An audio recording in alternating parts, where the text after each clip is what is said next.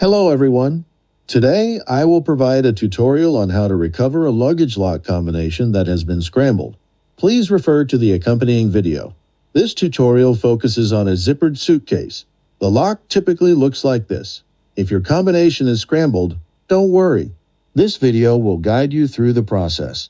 We will be working with 3 combination wheels. Regardless of the initial numbers displayed, once a combination is set, different numbers may appear.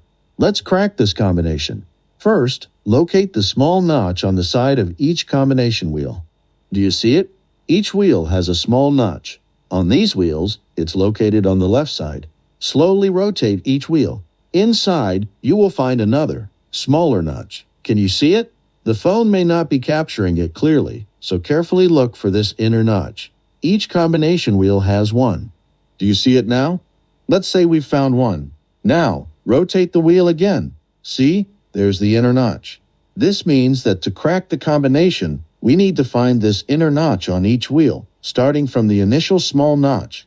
When the 3 inner notches align in a straight line, take the number that is visible on each of the 3 wheels.